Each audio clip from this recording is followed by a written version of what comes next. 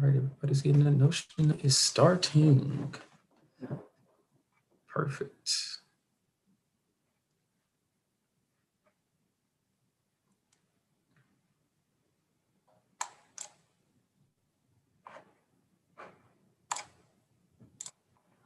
All right, bet.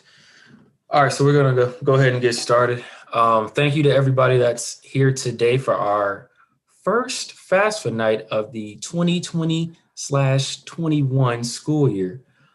We have Brad Brown from Education Quest that'll guide you guys through the FAFSA, answer any of your questions that you might have. So definitely have questions on board. And if you have the FAFSA in front of you, this is a great guide, a great opportunity to just obviously fill it out now, get as much information as you can done. And so you can just have it done and ready to go before the end of the school year, or obviously before the end of the deadline. So I'm going to have Brad just explain who he is, what he does, and we'll get this presentation going. Make sure you guys have questions. If you don't, we'll have questions so that Brad can answer, because we might even have some too. And before I let Brad speak, Jana or Mr. Jermaine, you guys have anything before we get started?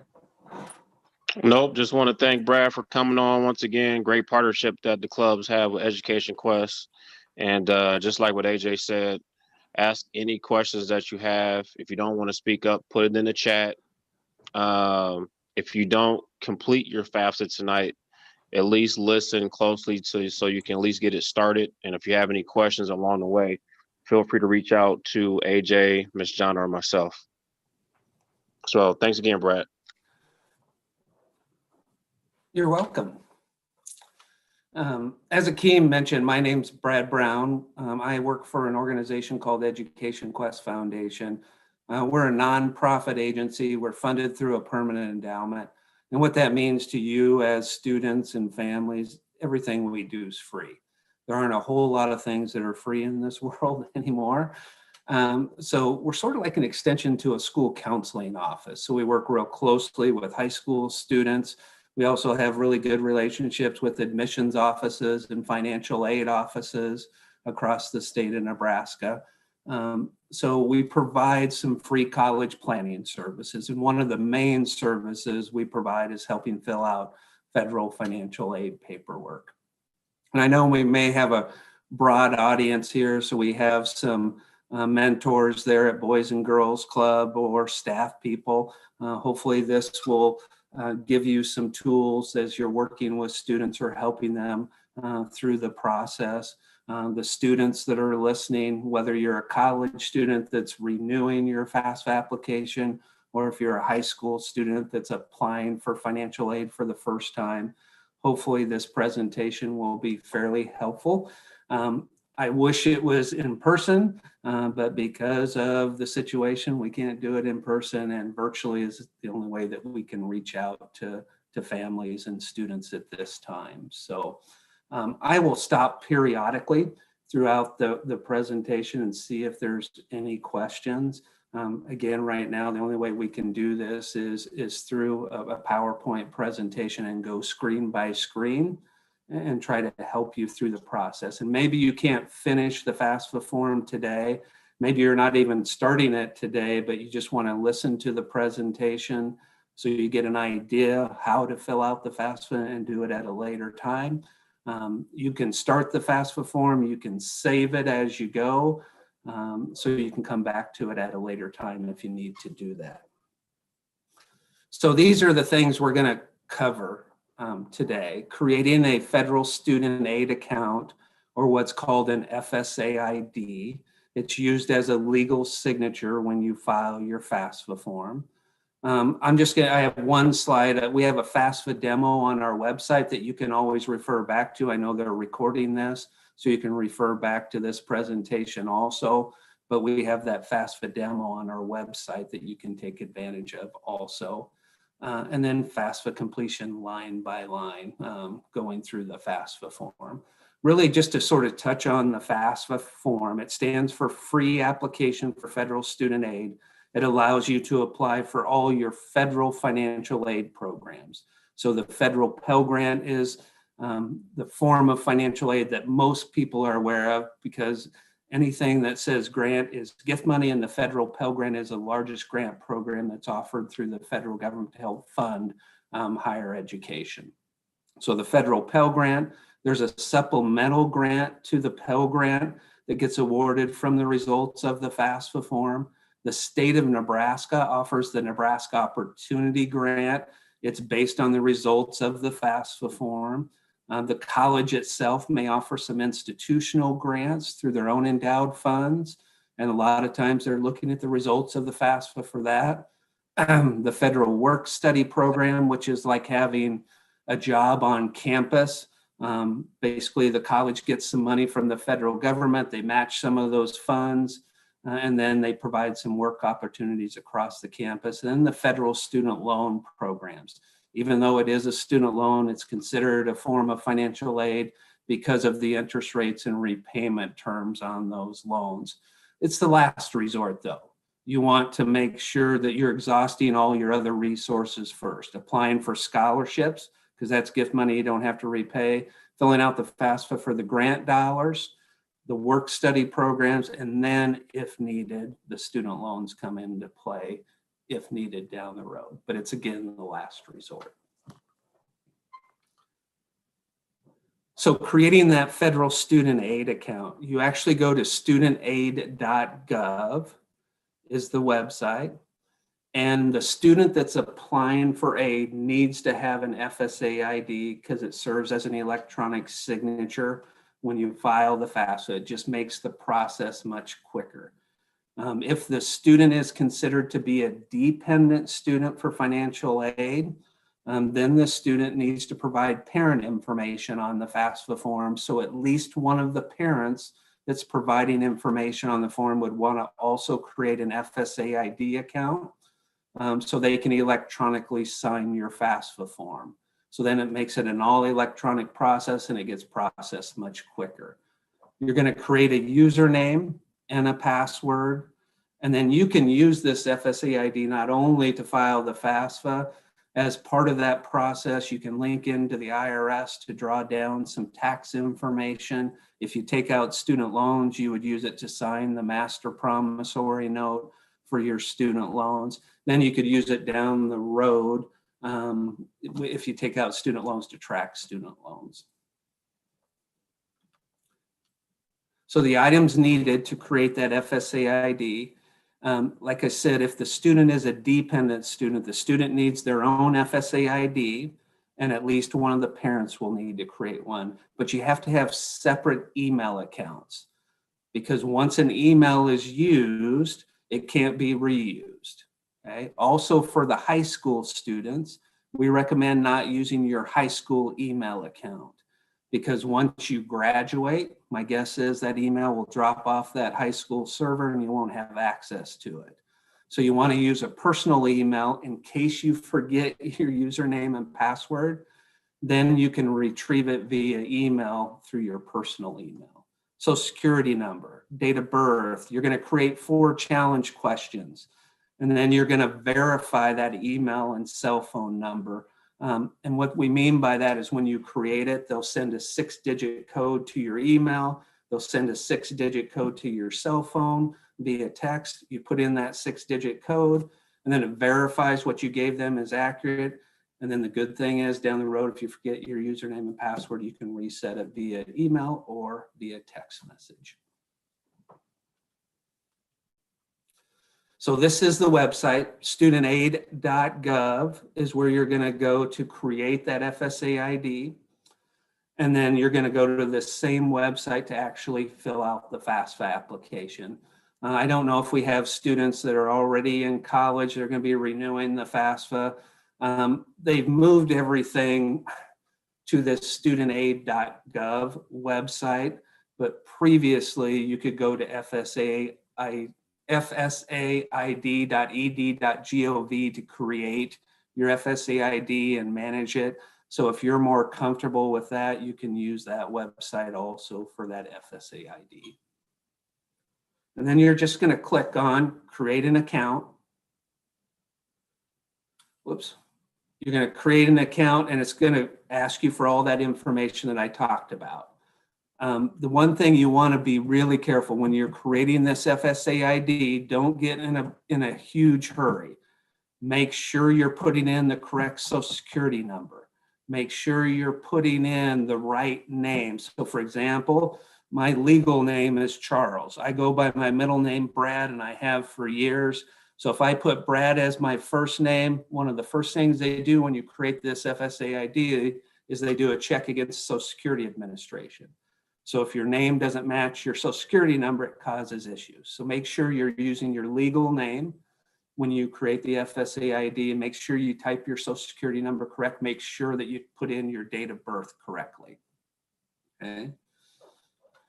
So again, since I know we may have some students that are in the audience, or maybe they're going to view it later, that are renewing the FAFSA because you're already in college. Sometimes students forget what their FSA ID is, what their username and password is, or maybe a parent forgets what that is. You would come back to this same website, studentaid.gov, but instead of clicking on create an account, you're going to click on login. And when you click on login, you're going to see there's going to be a hyperlink to forgot my username and forgot my password. Okay. If when you created that FSA ID, you verified your email, your cell phone number, you can use those as your username. Now the cell phone or mobile number, you just don't put in the dashes. It's just all numbers, okay?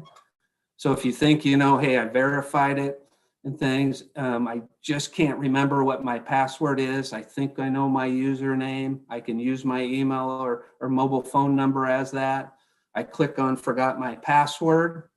Then it's going to ask you to put in that email or phone number.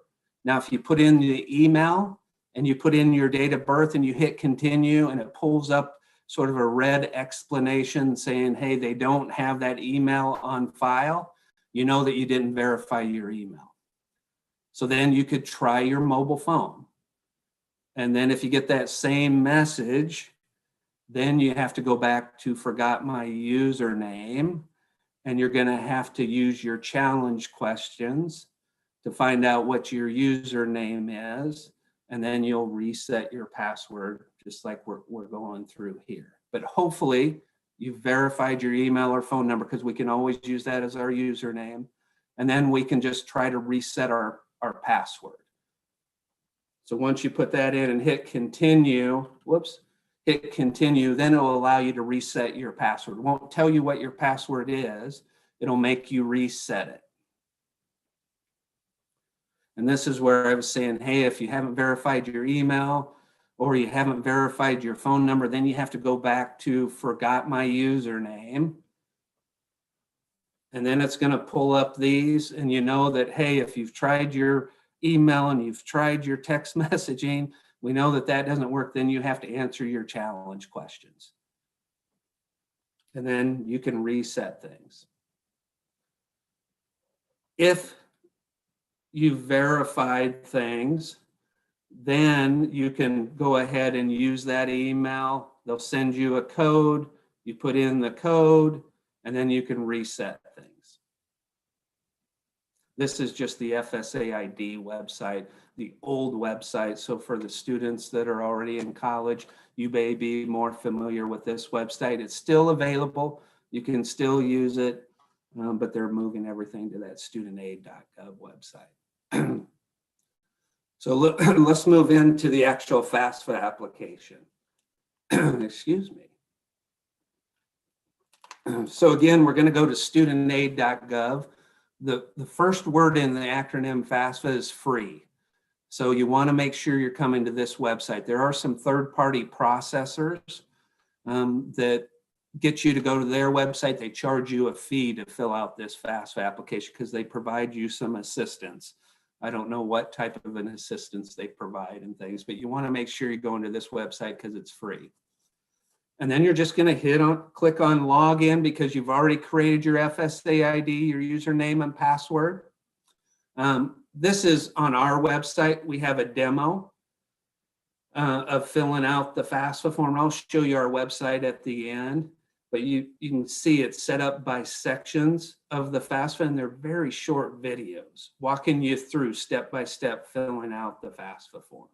So just know that you can refer back to that at a later time if you need to do that, or again, if they're recording this presentation. So when you log into the FASFA website, typically when we're working with families, they're always going to log in as the student, and then the student's going to start filling it out, and then the parent can fill out their portion also at the same time. If that's not the case, if the student somewhere, you could start the application, you can save it. Parents can log in at a different time and fill out their section if they choose to do that. So when you log in, you're going to put in your username and password as the student. It's going to have a disclaimer. You just have to click accept, saying, hey, you're on a federal government website. You're going to create a save key. And that save key is just a temporary password saying, hey, if you only get partway through the application in this setting, they're going to save your application under whatever save key you create. It has to be anywhere from 4 to 8 characters. I just tell students, put in the last 4 digits of your phone number, because to get back into your account, you have to know your username, your password, plus your save key. If you don't feel comfortable with that and you want something a little more secure, you can choose whatever you want, anywhere between 4 and 8 characters. And then you're going to choose which FASFA form you want to file. So students are currently in the 2021 FASFA cycle. So just to use a couple of local colleges, Metro Community College, they go by quarters. So the 2021 FASFA was good starting in the fall of 20 and will run through the summer of 21. At UNO, they go by semesters. So fall of 20, spring of 21 semester, and summer of 21 is that 2021 FASFA. For students that are high school students that aren't going to graduate until May and start school in the fall of 21, you're going to fill out the 21-22 FASFA. For students that have already filled out this FASFA that are in college, instead of it saying start 21-22, it'll say FASFA renewal. And they can click on that and it will pull over a lot of information from their previous 2021 FASFA into the application. Then it just brings up some informational, how to fill out the application. And then you start the application. It's going to pull over information from your FSA ID. We just tell students, double check your social security number to make sure what you put on your FSA ID was accurate. And then it's going to pull over your email from your FSA ID. I think it makes you retype your phone number in there. And then it will pull over your address on the right-hand side from your FSA ID. Then it's going to ask if you've lived with it. So you're listing Nebraska as your address, in this case, Iowa as the address. Have you lived in that state for 5 years? Some questions on this FASFA don't necessarily pertain to your eligibility for federal financial aid. There are some questions put on here for other reasons. So some states require that you live in their state for a certain period of time before you're eligible for their state aid. In Nebraska, that's not the case. As long as your domicile where you live is in Nebraska, you're eligible for the Nebraska Opportunity Grant if you attend a college in Nebraska and you are a Nebraska resident. And just ask about citizenship status. If the student is a eligible non-citizen, so if you have a green card, for example, there's in that drop-down box, it's going to give you that option. And then you have to, so you'll see there, this is that example, no, but I'm an eligible non-citizen. Then you have to put in your USCIS number or alien registration number. Then it's just, it's starting to pull some general information, because one of the requirements for federal aid is you have to have the equivalent of a high school diploma to be eligible for federal financial aid. So it's asking, will you have a high school diploma? Will you have a GED? So again, you'll see drop-down boxes. You just click the one that applies to you. The next one's going to ask, what degree are you seeking? So we might have some seniors in the audience that they're considering a 2-year school and a 4-year school. We would just tell you to sort of pick which one is your top choice. And if you're looking at a 4-year school, you're going to list first bachelor's degree. If you're looking at a 2-year school to start with, you're going to select an associate degree. Now, if you select an associate degree and then you end up attending a 4-year school instead, they'll just adjust that at the college. So it isn't a big deal if you answer that incorrectly. It does ask, will you have your first bachelor's degree? And this should say when you begin the 21-22 school year. And that's going to be no, that's a 4-year degree beyond, a 4-year degree beyond a high school degree, a college degree. And then it's going to ask, what will your grade level be for the 21-22 school year? For high school students, you're going to list first year never attended, even if you've taken some dual credit hours, because colleges don't want to eliminate you from any incoming freshman scholarship opportunities. They're still going to accept those dual credits, but they want you to be considered for those scholarship opportunities. And then it's going to ask if you're interested in the federal work-study program. Schools do get limited funding in this program, so they do offer some things on a first come, first served basis. So if you're interested in work-study at all, this is a program they get limited funding in. I would tell you to mark yes. You can decline it later if you choose to do that. And then on the right-hand side, it's asking about gender. And the only reason they ask about gender is if the student is male, one of the requirements for federal financial aid is you have to be registered with Selective Service if you're between the ages of 18 and 25. So by federal law, you're required to be registered with Selective Service, so they will not offer you any federal financial aid unless you're registered. And you'll see here, if you haven't registered, you mark no, and you can register right off of this application. Then it's just asking driver's license. If you don't have a driver's license, you leave that blank. There are very few questions you can skip, but that's one of those. And then on the right-hand side, one of the top questions, are you a foster youth or were you in the foster care system at any time? They give you some additional information at the end of the application process if you were in foster care. And then it's asking the high schooling completed by the parents. And you'll get a drop-down box. And it'll be middle school completion, high school completion, college or beyond. And when they say college or beyond, that's a 4-year bachelor's degree or beyond. And the reason this is asked on there is for first-generation scholarships. Again, it has nothing to do with federal financial aid, but it does have some significance towards some institutional aid if they're offering first-generation scholarship opportunities. So that is really the first section, is all demographic information. Fairly simple to fill out. And then it moves into the school selection. So the first thing, like I mentioned, is one of the general requirements for federal financial aid is you have to be a high school graduate or an equivalent, have a GED. So they're going to ask, where did you graduate from high school?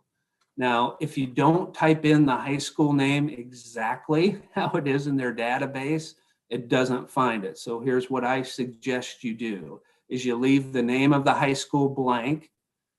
You type in the city of the high school that you graduated from and the state, and then you click search, and it will pull up all the high schools. So if you graduated from an Omaha high school, it'll pull up all the high schools in Omaha, and then you click on the one that applies. So you can see on the right-hand side, so like in Omaha, there's a lot of magnet schools. Some of them are listed as junior, senior high school and things. So again, if you don't type it in exactly how it is in the database, it doesn't find it. So just do the search process. And then it's going to ask, what colleges do you want this information to go to? And you can list up to 10 colleges to receive your information. So you're not filling out a separate FAFSA application for every single college. So again, in this search area, I would leave that as no. And then if you have some schools in Nebraska, but maybe they're across the state of Nebraska, not in a specific city, you can just type in the state of, or drop down box, select Nebraska, leave the city blank, leave the name of the school blank, click search, and it'll pull up all the colleges in Nebraska, and then you can select all the colleges in Nebraska you want on the application. And then maybe you go back and you can add schools. So now maybe you want to list some schools in Iowa. So then you can select the state of Iowa and get the list of Iowa schools and select from that. So again, you can list up to 10 colleges to get your information. So once you get the college, you have to click on the little select box on the left, and then you can add them. Then once you've selected your colleges, it's going to ask, what are your housing plans? Do you plan to live on campus? Do you plan to live with your parents? Do you plan to live off campus? So you're going to select from that list. And the college uses that to set a budget as to what it costs you to go to school. So not only are they looking at tuition and fees and your books and supplies, but they also know that you have housing expenses or room expenses. You have board expenses for meal plans. So all that gets set up in the budget. So depending on where you live, that changes your budget.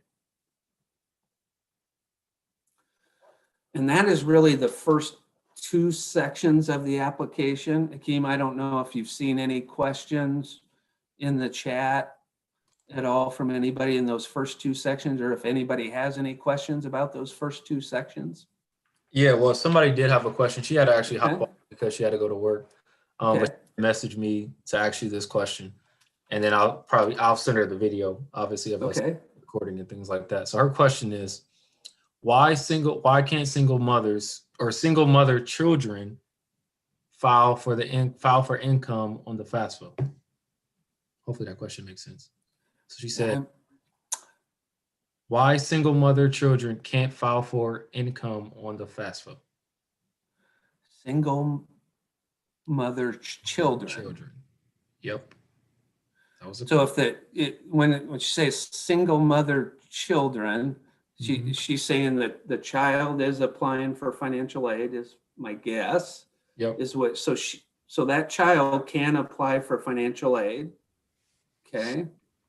But if that child, when we get to this dependency status section that we're going to go to next, if that person is under age 24, there's some other qualifiers and things, they have to provide parent information on the form.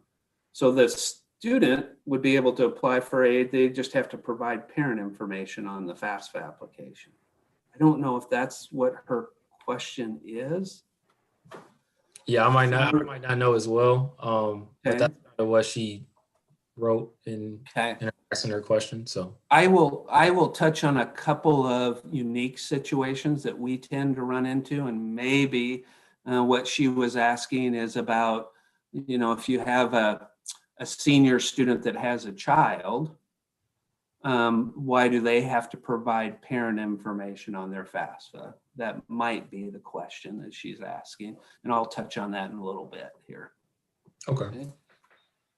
So besides that, I think that was the only one as of right now. Okay. So then it moves in, you'll see, to what's called the dependency status section. And this is where the federal government determines whether the student that's applying for aid needs to provide parent information. And they're going to pull some information from the first two sections of the application. They're going to first look at the date of birth of the applicant, and they're going to determine whether the student was born before January 1 of 98, or are they 24 by the end of the financial aid award year. So are they 24 by the end of the financial aid award year? Are they in a master's program beyond a bachelor's degree? So that would be taken from the student's demographics. Then they're going to look at marital status. So that's the first one on the left-hand side. Hey, is the student married? Then on the right-hand side, they're asking, does the student that's applying for aid have children who will receive more than half their support from the student applicant from July 1 of 2021 through June 30 of 2022. Okay, so this is one where we run into some unique situations where I just mentioned you have a student that's a senior in high school that has a child. Okay, if the mother and the child are living with the applicant's parents, more than likely the college is not going to say that this student that's applying for aid is providing more than half the financial support for that child, because probably the grandparents are, because the grandparents are providing housing, the grandparents are providing the utilities. So the student that's applying for aid would have to be able to prove that they're providing more than half the financial support for that baby during that financial aid award year. And that's hard to do if they're living with their parents. Now, if they're living out on their own and they're providing the housing and those types of things, and maybe they're receiving state aid to help with some of that, but they're not living in the parents' household, then that's much easier to prove and they would mark yes there. So that might be the question the previous person was asking about. And then the second question asked, other than children, is there anybody else living in that household that the applicant provides more than half the financial support for? Then it moves into some additional questions. Is the applicant currently serving active duty in the military? Are they a veteran of the U.S. Armed Forces? At any time since they turned age 13, were they dependent or ward of the state or ward of the court or in foster care? Are they an emancipated minor as determined by a court in the state that they live in? Are they in legal guardianship where parents have given up parental rights and somebody else is their legal guardian up until age of majority or currently in legal guardianship? And if that's none of the above, then it's going to ask them on or after July 1 of 2020, were they homeless or were they self-supporting or at risk of being homeless? And if they mark no to all of those questions, they are considered to be a dependent student and they're going to have to provide parent information on their FASFA form. And we'll get into who's considered the parent here in a bit, okay, or parents. Now, if they change that question to yes, they're homeless, then on the right-hand side, we just want them to be aware the college is going to ask for some type of documentation to determine that. So they have to get a letter from the homeless liaison at the high school, or so every school district has a homeless liaison that determines whether a student is considered to be homeless based on the McKenty-Vento Act. Or if you can see, hey, if they get a letter from a runaway or homeless youth basic center. So they have to have some type of documentation to prove that. Same with the previous questions. So if they ever mark that they're in foster care or an emancipated minor in legal guardianship, we just want them to be aware they're going to have to provide some documentation to prove that. They don't send it with their FASFA, but whatever college they end up attending, the college is going to ask them for verification to verify that they meet that requirement. Okay. So again, if they mark no to all the above questions, then they're considered to be dependent on the right-hand side, and it automatically marks that first oval saying you will provide parent information.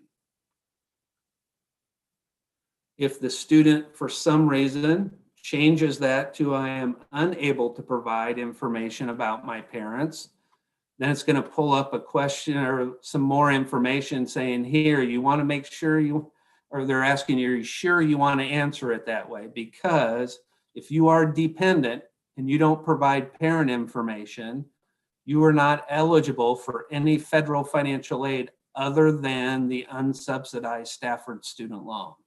So if you are dependent, you have to provide parent information. So then it moves into the parents' demographics. And the first question it's going to ask, so this student, we're working with a dependent student.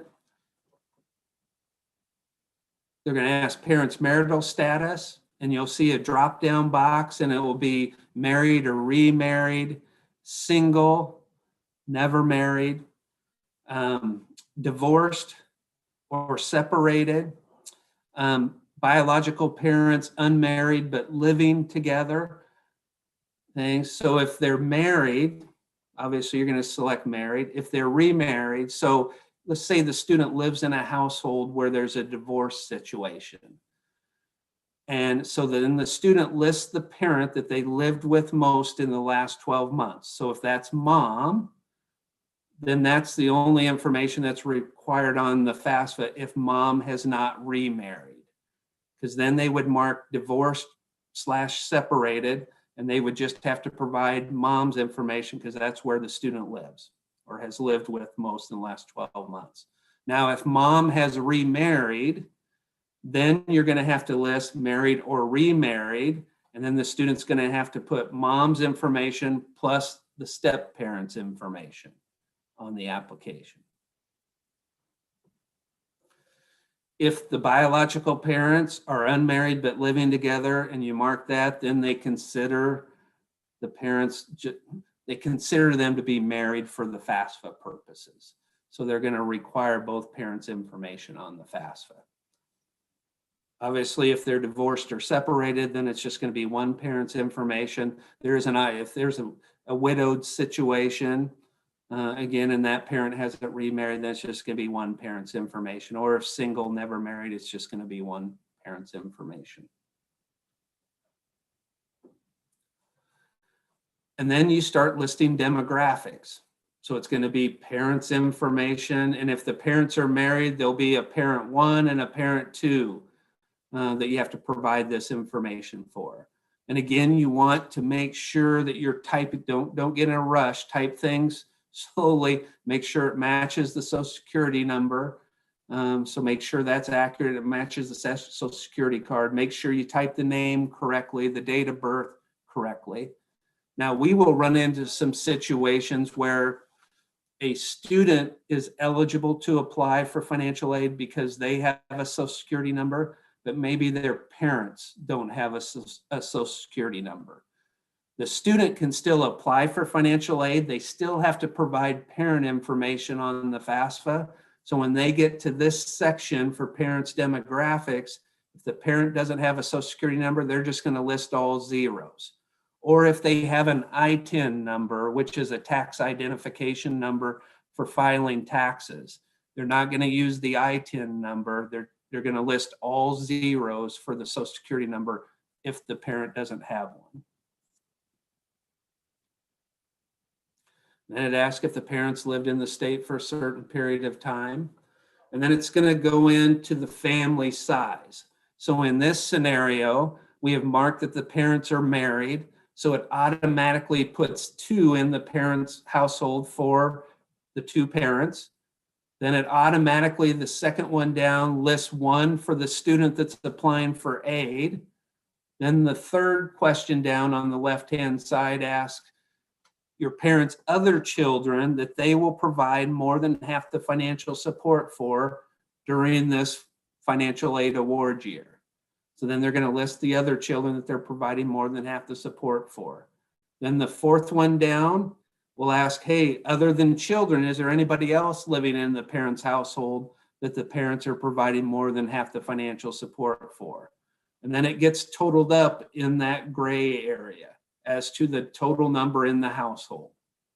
And then the last question on that left-hand side says, out of the number in the household, how many will be attending college? Well, the student that's applying for aid for sure, so we're always going to have 1 in there. And then it's, hey, is any of the other children in the household going to be attending college, at least half-time status?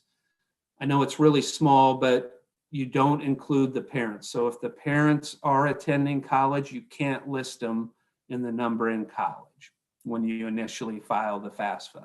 What you can do is if the parent, let's say the student's going to go to UNO, so you're filing this FASFA for a student going to UNO, but let's say one of the parents or a parent is attending Metro, at least a half-time status, The student that's applying can't list the parent as attending college on this application, but after it's filed, you can reach out to UNO's financial aid office and let them know that the parent is attending college. And then UNO can look at that on a case-by-case basis and maybe make an adjustment. I think what happened in the past was there were some parents saying they were going to college and they weren't attending college to try to increase eligibility. So the federal government said, we're not going to allow parents to be listed here anymore. They're going to have to prove that with documentation to the college. Then on the right-hand side, it's going to start moving into the tax information. So again, the parents' demographics, fairly general, just information you have to input, and the family size. And then it's going to move into the taxes. And the first question is going to ask for 2019, have the parents completed their income tax return? And through that drop-down box, there's going to be some different options. Already completed, will file, but haven't filed yet, which we don't see very often anymore because you're using now prior tax year. So when you fill out the 21-22 FASFA application, it's asking for 2019 taxes that you've already filed. So unless you've gotten multiple extensions on your taxes, they should already be completed in most instances. The third option is not going to file. So there are some situations where parents don't file an income tax return, and you would select that option, not going to file. Then there's going to be some skip logic. So it will skip a lot of questions from the tax return because you didn't file it. But if you did file a tax return, then you're going to list the tax return that you filed, which is almost always going to be the IRS 1040, the drop down unless you file a foreign tax return. Then it's going to ask the filing status. So did you file married filing joint? Did you file single? Did you file head of household? So again, those are going to be the options in your drop down box. Then you can click on link to IRS. And hopefully what they'll be able to do is link to the IRS and draw down a lot of the tax information as opposed to manually inputting it. So then you'll see an option where you can link to the IRS. You click on that button. Well, before they can link to the IRS, they have to have one of the parents has to provide a username or password, that FSA ID. So you have to remember back in the parents' demographics, which parent did I list first? Which one did I list second? Now, it may not have a parent 1 or parent 2 here because back in the parents' demographics, if the parents are divorced and separated and the parent hasn't remarried, then you're only listing one parent's information. Or if the parent's widowed and they haven't remarried, you're only listing one parent's information. But if you have 2 parents, then it's going to give you the option. Hey, which one am I going to list for the FSA ID? And then you're going to input the FSA ID of that parent. And then hopefully what that does is it links to the IRS, and then you can draw down the tax information. And once you go into that IRS website, I will tell you, you're going to have to list the address that's listed on the 2019 tax return. So it'll walk you through to fill out a short little form to match your name, social security number, date of birth, and the address that was on the 2019 return to be able to download that tax information. Now, sometimes it doesn't work, and sometimes you have to do a little troubleshooting. So for example, on the 2019 return, if you had somebody do your taxes for you and they mistyped the address, you need to mistype it on that IRS transfer, just like they typed it on the tax return. Even though it's wrong, you have to do that for it to download. So again, you might have to do some troubleshooting. Sometimes it doesn't work and you try it multiple ways and that transfer doesn't work. And if it doesn't work, then you have the option to manually input the tax information. So you'll see on that left-hand side, hey, the data transfer tool didn't work. So then it takes you to filling it out manually, and it will walk you right through it. So this first question asks, what was the parent's adjusted gross income for 2019? The amounts found on the IRS 1040 form, line 8B. So it tells you right where to go to get that information. And you'll see on the right-hand side of that picture, there's a little circle with a question mark. So if you need some additional instruction, you can click on that question mark, and they've added some visuals. So the good thing is they will show you a picture of the 1040 so you know what you're looking for and what line. They'll highlight the line item that you need. Now, in this scenario, since the parents, let's say the data transfer tool worked and you're able to download the taxes, if the parents are married, you still have to manually put in their income earned from work, because they're going to mark married, file the joint return. So their wages on the 1040 are going to be added together. And this section's asking you to split those out. So you're going to have to go to the W-2s. So if the parents worked outside the home, they got W-2s from their employer, you're going to have to go to the W-2s and split those out. It also gives you instructions about the Schedule 1, line 3 and 6. That's for business income and farm income. So again, it's going to give you instruction. If you click on the little question mark, it's going to give you a visual of each one of those documents and where to look. Then the next question on the left-hand side is just getting into, hey, did you file a Schedule 1? So sometimes we'll get questions. Parents take their taxes to a tax advisor, to like an H&R Block or somewhere like that. If you're not required to file a Schedule 1, they won't print out a Schedule 1 at that tax advisor. So if you look through your documents and you don't see a Schedule 1, you'll just assume that you didn't file one. Now, if you're able to do the download process, they'll actually answer that question for you. But if you're doing this manually and you can't find a Schedule 1, my guess is you didn't file it, then you're just going to mark no.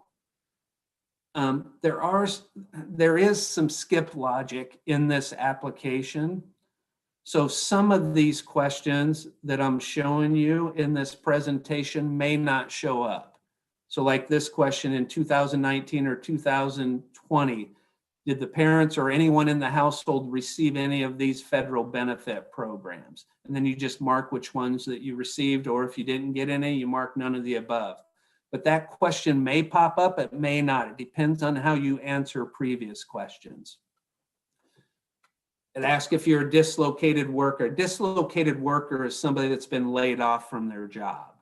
That's one way that the college can sort of identify, hey, they're asking for 2019 income on here, but maybe the situation has changed because the parents have lost income.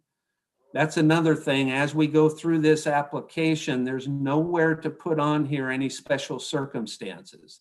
So if you've had a loss of income, or if you're paying major medical or dental bills not covered by insurance, you want to let the financial aid office know that. So the students that are listening, if your parents have a situation like that, they need to make sure they're letting the financial aid office know that. Then again, through these questions on the taxes, they're just going to tell you where to go to list that answer if you have to manually input it. They will download the one on the right if you're able to download it. Then they're going to ask these questions, and you'll see they automatically put zeros in here, and you only change them if you need to. Okay? If you need to change any of these questions, one thing that I point out is you'll see on the right-hand side where you list the dollar amount, they already have the cents in there. So they put a rounded figure in there. Sometimes we'll have families that will put in the dollar figure plus the cents. It doesn't take the period, and it makes it look like you have a lot more income than what you actually have. So just make sure you're doing a rounded figure and you're not putting it in the cents, because it's already there.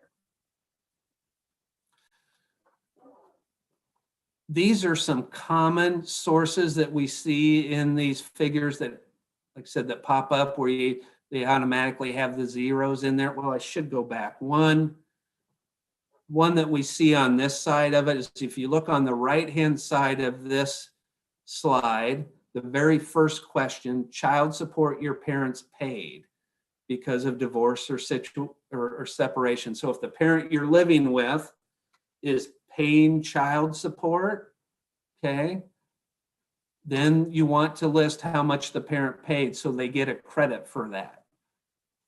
So it's asking in the calendar year of 2019, any child support the parents have paid. This one here is asking the opposite. The very first one's asking child support received for all children in the household for 2019.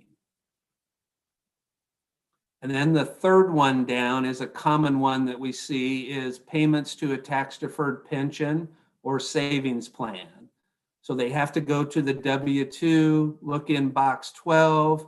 They look for these letters D, E, F, G, H, or S.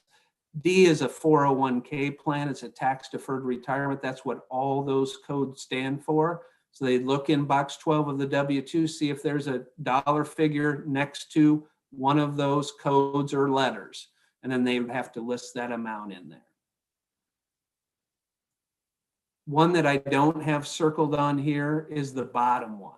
So this is one that we'll run into sometimes where parents have to list untaxed income not reported, such as workers' comp or disability benefits. So if you don't go to the question mark, you don't get enough information to answer this, because when they're talking about disability benefits, they're looking at short-term or long-term disability from an insurance claim. If we went into that question mark, it would tell you do not list any Social Security disability or SSI. So sometimes we'll have parents that their only income is Social Security disability. So when they get into the taxes, they're marking did not file an income tax return, and their only income is Social Security disability. They do not have to list that in the bottom one. Again, it's only asking for short-term or long-term disability from an insurance claim.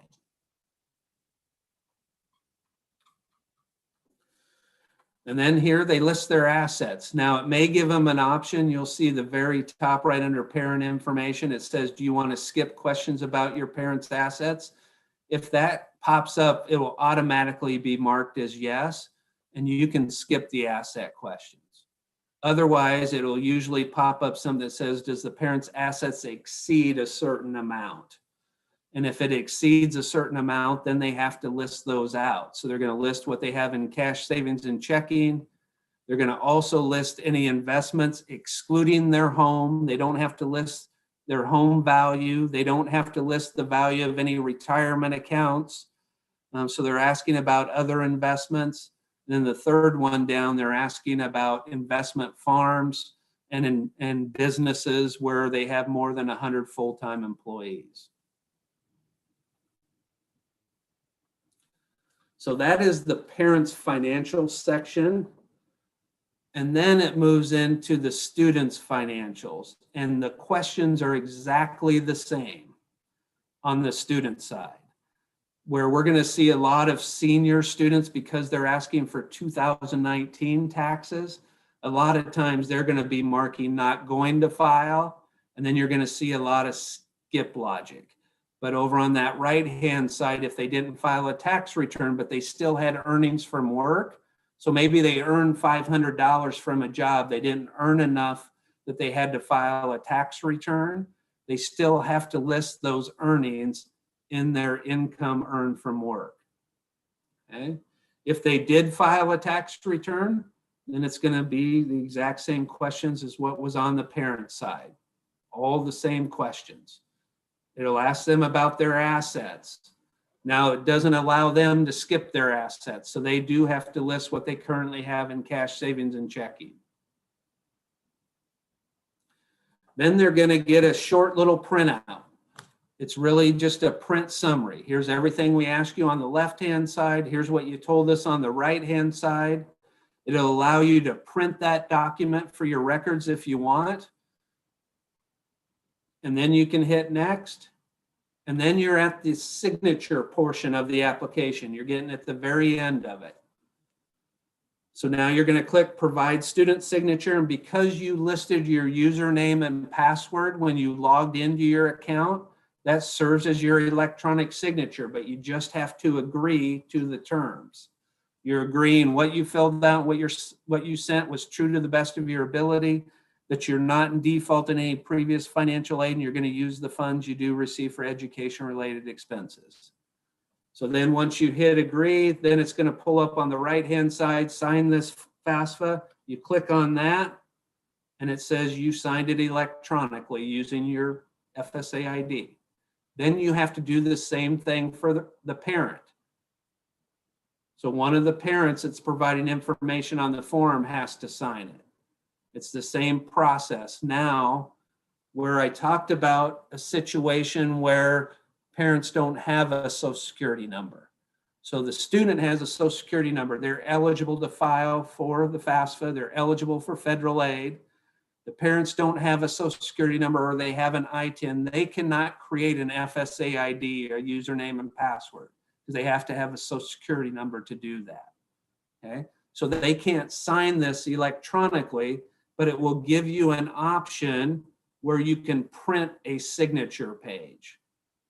So in this scenario, if a parent doesn't have a social security number, they're going to print a signature page.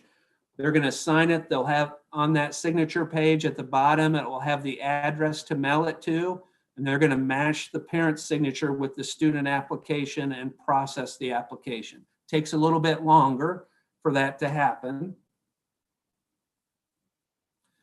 And then what happens is this information gets processed.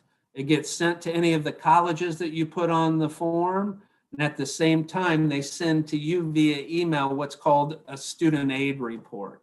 And a student aid report, really the first part of it is just a quick little cover letter saying they got your information, they processed it. And the student aid report is a correction report. Here's what we ask you, here's what you told us, look it over, make sure it's accurate. If it's accurate, you're going to keep it for your records. But the other reason you want this student aid report is some of the scholarships that you apply for may require a copy of your student aid report. So they're going to send that to you electronically via email. You can also log back into your FASFA account once it's processed, and you can get to an electronic copy of that. So students that would be applying for the Buffett Scholarship, one of the requirements, they want an electronic copy of your student aid report that you have to download to your application. So that's why it's important you're filing this FASFA form early so you can get that student aid report.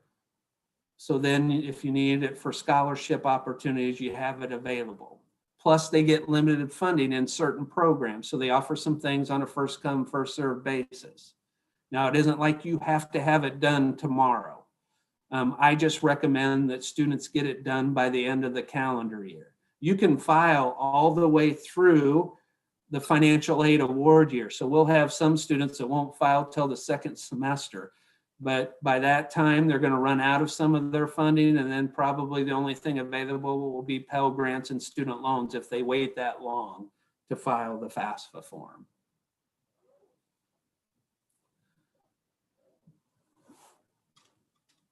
So one of the services that we provide is we help electronically file the FASFA form. We are helping virtually now. We have staff that are still doing things virtually at the OPS schools. So if you're at an OPS high school, you can reach out to an Education Quest staff member there and they can help you.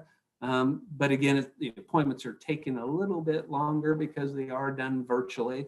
Or you can call our office and set up an appointment if you needed some help with that. I just really quick, well, before we move on, Akeem, is there any questions?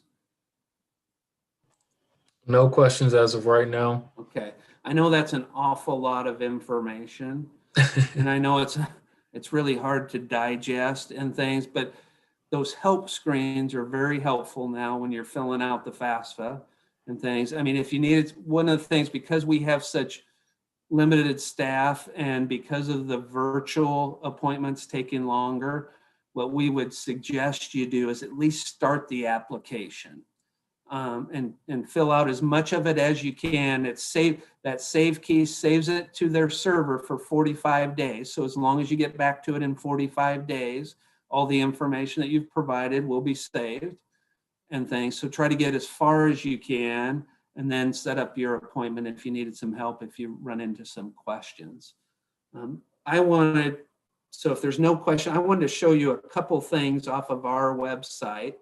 And actually before that, I know one of the things I sent to Akeem, and I'm sure he'll get this out to you, is this handout. So like I said, those little question marks to the right of the questions do have visuals now, but we also created this just to be helpful. So when they talk about the 1040 form for 2019, this is the form that you want to have in front of you when you're filling out the FASFA application. And then this here is just saying, hey, if you have to manually input the information, you can't download it, then when they ask you about adjusted gross income, this is where you're going to go on that 1040 form to get that answer.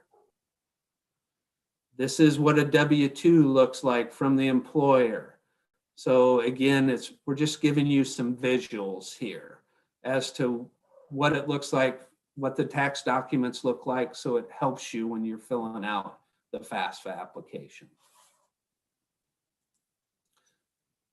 Then on our website, where I talked about the FASFA demo, this is our home page, and if you on the right, so it's educationquest.org. In the bottom right-hand corner, you'll see resources, and you can click on FASFA tools. And where I talked about the FASFA demo, that's where you can get to the demo. So it's by section of the FASFA. Maybe you feel, hey, I don't need help with student demographics or adding schools. I know how to do that. But maybe you want to watch the video on adding financial information. The FASFA checklist. So this checklist where I talked about the dependency status questions, the back page of this is how they determine. So if you mark no to all of these questions, then you are considered to be a dependent student and you'll have to provide parent information on your 21-22 FASFA. If you mark yes to any one of those, then it's going to skip parent information and you'll be considered an independent student. Then on the front part of it is just saying, based on your dependency status, this is the information you need to have in front of you when you fill out the FASFA form. So if you're a dependent student, you're going to provide student and parent 2019 tax information. So this is a tax form you would need to have in front of you. Some of these things may not apply. So if you're a US citizen, you're not going to have an alien registration number, so it wouldn't apply. If you're not a veteran, you're not going to have veterans benefits and things. But you would want to go through this list and say, okay, I have a tax return, so I want to make sure I have that in front of me. I have a W-2, I want to make sure I have that in front of me. So that is the checklist. And then when I talked about setting up that username and password, there's a little handout here that you can get to also that sort of walks you through what website to go to and creating that username and password. And I know that they typically tell you don't write down usernames and passwords, but this one you only use a couple times a year. So we've given you an option where you can write it down. We would just tell you be very careful with it. Put it somewhere safe, or if you don't want to write it down, maybe you have a password keeper in your phone that's more secure. You know, put it somewhere secure, because if somebody gets a hold of your username and password, they can get into some of your personal information. But you want to remember this, because the fun thing or unfun thing about this FASFA cycle is you have to refill it out yearly. And the reason you have to refill it out yearly is because income changes from year to year for families. So eligibility for those programs change from year to year.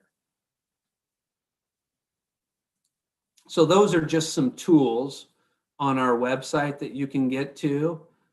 Scholarship Quest is a scholarship search engine to look for Nebraska-based scholarships. So we have a lot of tools on our website that you can take advantage of.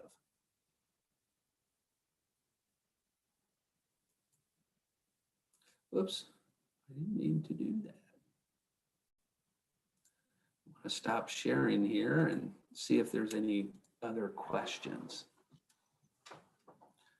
Again, I know that's an awful lot of information in an hour's worth of time. And for somebody that does it all the time, it seems simple. I know that it seems overwhelming to you when you're looking at tax information. We just don't want you to fear the application. You know, try to fill it out, save it. If you have questions, you can always call us to ask questions, but fill it out, get it into the system. See what you qualify for financial aid. It's a very important form.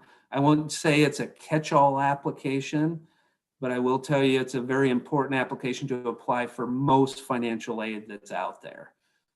You will have some private donor scholarships that you're applying for that's separate from the FASFA, but the FASFA may be required for some need-based scholarships where they're looking at finances as part of the application process. So it's just a really important form to get into the system.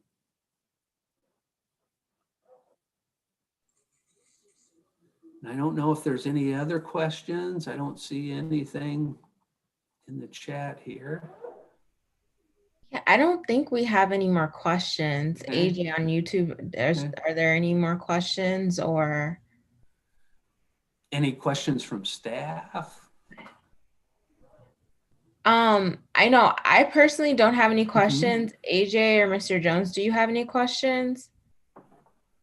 No questions, but a great point that Brad made about certain scholarships may require the student aid report, and Boys and Girls Club is a scholarship program that does require the student aid report. So it's very important that the FAFSA is submitted and you get a copy of that SAR and upload that to your application.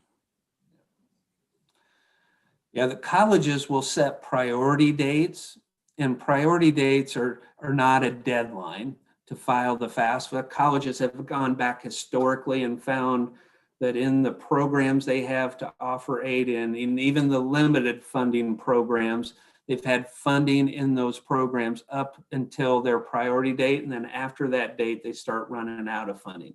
And most colleges in Nebraska have usually like a March or April priority date. So you want to get it in before then, but you may have some scholarship providers that want it even sooner than that. So the Buffett scholarship being one of those, where you need to have that application in by February, and they're very strict about that deadline by February 1st. And one of the requirements is you have to upload your SAR. So you need to get it done even prior to the priority dates at the college. So look at your scholarships you're applying for, see if they want a copy of your SAR and how early they want that, and try to get your FAFSA done in a timely manner.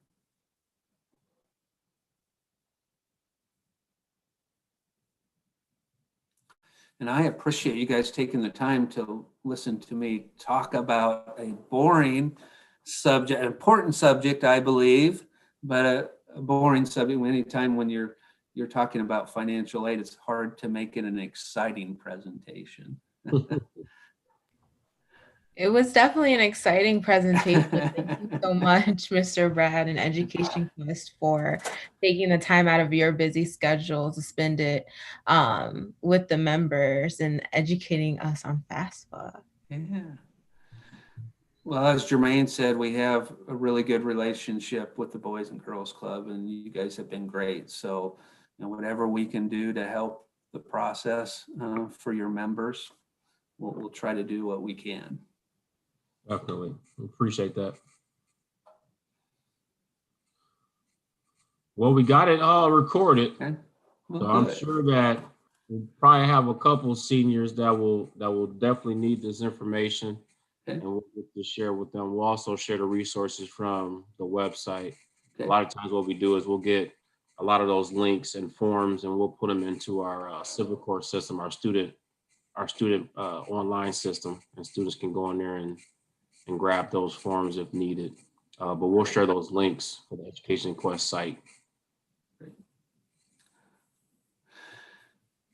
Great. I wanted to make sure you knew that I wasn't not paying attention. I have this small computer over here where my actual camera is, and I have a larger screen over here. And as I get older, this larger screen is a lot easier to see. So it wasn't like I was looking away all the time. Oh, we got you. That's how we are in the office. We got Chromebooks and little tablets, and then we got big old screens above us. Yeah. Well, I don't have anything else. I don't know if AJ or Johnny, you got something else? No, I don't have anything else. Just thank you so much for educating us on FASFA. The presentation was extremely detailed. The teens are gonna find all of this knowledge and knowledge for FASFA very good for them. So thank you so much. Well, you're welcome. Definitely. Thank you, Brad. And anyone else that's out there watching now, appreciate you guys for tuning in. And if you are a senior this year, we'll definitely make sure you guys watch this video. And for sure, go to Education Quest and obviously fill out your FAFSA now, than waiting until later on. So everyone, have a blessed night, Wednesday evening.